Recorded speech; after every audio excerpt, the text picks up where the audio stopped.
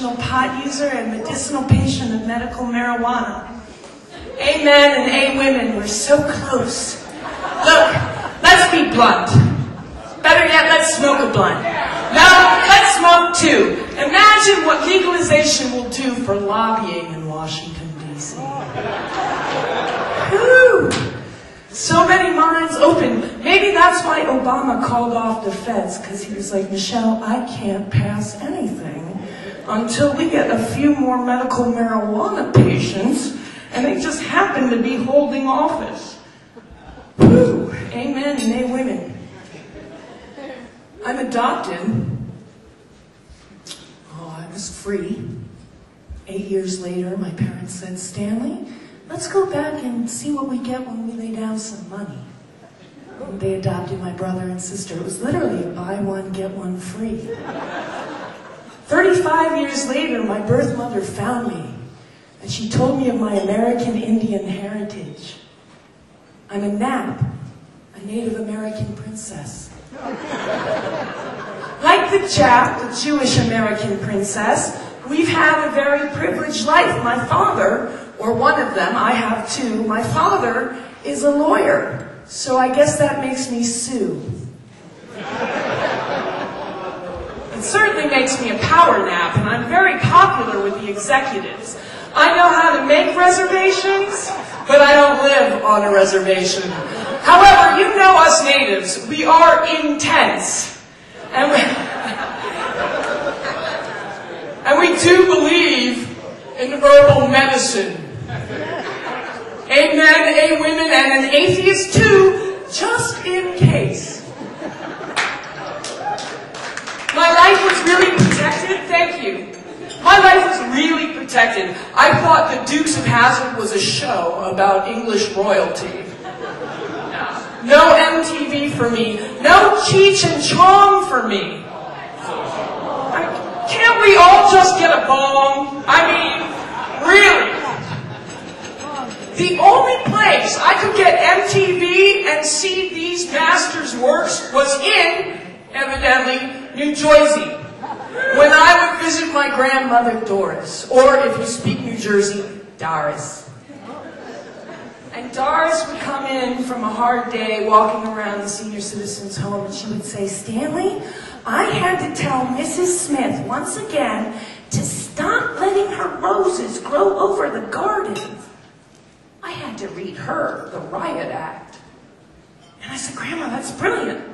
Well, what is the Riot Act, and how can I read my parents the Riot Act? Because I can't watch MTV, and I want to know who Cheech and Chong are. She said the Riot Act is an English law that used to be on the books until 1970. They had to keep it on the books until 1970 because of Ozzy Osbourne.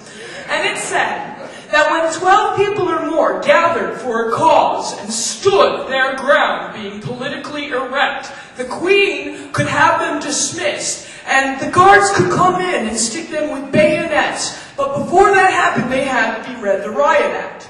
The Riot Act then went on to become American slang. But to me, the big bang of creation was that the Riot Act became some sort of religious missile to me. Because there are lots of things we disagree on. Republican, Democrat, Jewish, Christian, pagan, atheist. But we all come together around music. Example, Riot Act. Jackson 5 Commandments. Thou shalt Tito. Thou shalt Puente. Thou shalt moonwalk. Thou shalt mama say, mama saw, mama poo saw. And thou shalt, and Rob knows this best, nasty if you have to. Riot Act, the Book of JC. No, not Jesus Christ, Johnny Cash. I wear this black for the people in prison who are wrongfully charged with crimes of a criminal mind when all they had used was a blunt in kind to take a little steam off of their mind. Riot Act, Kissology. I want to rock and roll all night and party every day. How can we, as Washingtonians in our Manila folder lives, rock and roll all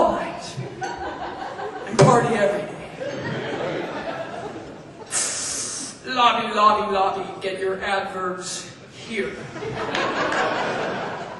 Riot Act. BCC. Before Cheech and Chong. What was there before these two gentlemen? There was no dialogue. Oh, wait, I'm sorry. In the name of John, Paul, George, and Ringo, I went upstairs and I had a smoke. And somebody spoke and I went into a dream.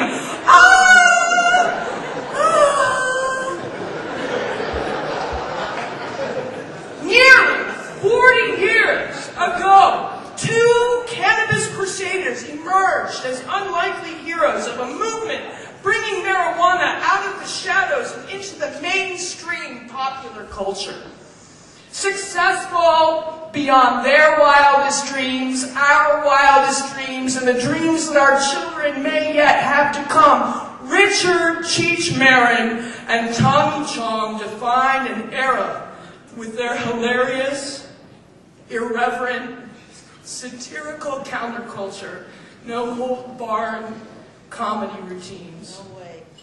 Their phenomenal success included 9 hit comedy albums and 8 hit films, breaking box office records and opening minds everywhere, shattering comedy album sales, garnering multiple Grammy nominations, and mesmerizing fans for over a decade. How freaking cool is that?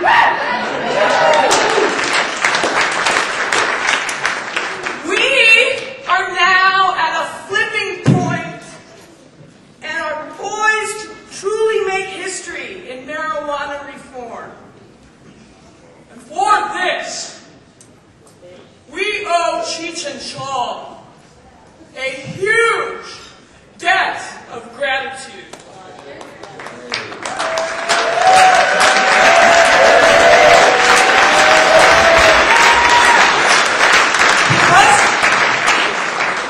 Because of the work that Rob and Cheech and Chong and Don Murphy and the good governor and Representative Cohen have done, there is now a new program called Law Enforcement Against Prohibition, LEAP.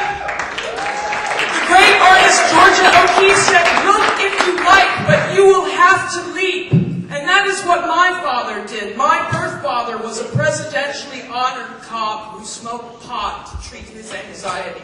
Never made an arrest and worked in community. And he did his best to come home every day and catch Cheech and Chong. So in honor of the trail that they have already blazed and set afire, and the many more trails yet to come because of their work and their new tour starting in March called Get It Legal, their commitment to bringing about awareness and encouraging activism and promoting policy change through laughter, because we all know in Washington, every good revolution begins with any cocktail except Molotov. And we all do what keepeth thou from wilting, because that is the loophole in the law. We would like to honor Cheech and Chong with the Marijuana Policy Project's Trailblazer Award.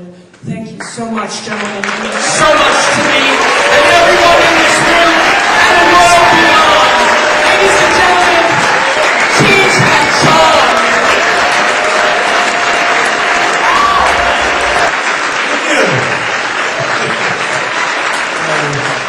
Thank you for the standing go, except for our journalists here. You don't get up for anybody, do you? That's arrogant.